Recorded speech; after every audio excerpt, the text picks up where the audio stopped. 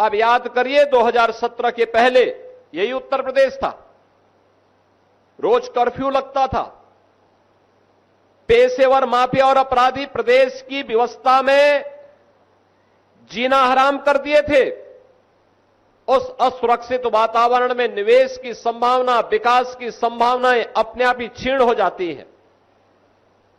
लेकिन जब हमारा सैनिक सुरक्षा के प्रति पूरी प्रतिबद्धता के साथ लग करके अपने कर्तव्यों का निर्वहन करता है, तो नागरिकों का भी कर्तव्य बनता है कि वह अपने उन सैनिकों के प्रति सम्मान का भाव रखें। और याद करना, उसी भाव को अंगीकार करते हुए हम लोगों ने लखनऊ में इस नौसेना की इस वाटिका को, इस म्यूजियम को यहां पर आग्रह किया था। और मैं धन्यवाद दूंगा कि आदरणीय रक्षा मंत्री जी की प्रेरणा से नौसेना के अध्यक्ष एडमिरल दिनेश त्रिपाठी जी ने और उनकी पूरी टीम ने हमारी टीम के साथ मिलकर के एक समय सीमा के अंदर इसे पूरा किया। और आज यह भव्य स्वरूप लखनऊ के युवाओं को, प्रदेश के युवाओं को इस नौसेना के इस म्यूजियम के माध्यम से हम सबको एक नई सोच के साथ देखने, सुनने और जानने का एक अवसर या केंद्र हम सबको प्रदान कर रहा है। जब बड़ी सोच होती है, बड़े लक्ष्य के साथ व्यक्ति आगे बढ़ता है,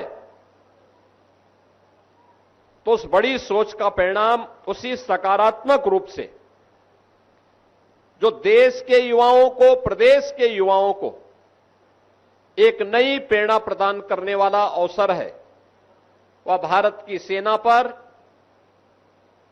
भारत की नौसेना के बारे में उसे यहां जानकारी मिलेगी और किन सम विषम परिस्थितियों में हमारे सैनिक कार्य करते हैं।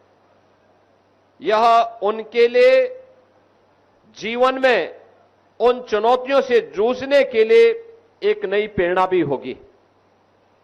बहनों और भाइयों, हमारी नौसेना अपने उस लक्ष्य को लेकर के चलती है जो उस विराट सोच का प्रतीक है कि नभः स्पर्शम दीप्तम, यानी आकाश की ऊंचाइयों को छूने के लिए उस प्रकार की सोच भी चाहिए।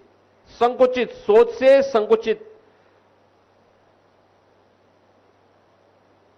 भाव के साथ हम बड़े लक्ष्य को प्राप्त नहीं कर सकते। बड़े लक्ष्य को प्राप्त करने के लिए उस प्रकार की विराट सोच भी चाहिए। जब भारत का सैनिक -डिग्री टेम्परेचर में देश की सीमाओं की रक्षा करता है, या रेगिस्तान में झुलसती हुई इस गर्मी में भारत की सीमा की रक्षा करता है, या समुद्र की उन लहरों का मुकाबला करते हुए भारत की समुद्री सेना समुद्री सीमा की रक्षा करता है, तब 140 करोड़ भारतवासी चैन की नींद सोता है। जब चैन की नींद सोता है तो देश के विकास के बारे में उस प्रकार की सकारात्मक और सोच को आगे बढ़ाने में सफल होता है। देश आगे बढ़ता है।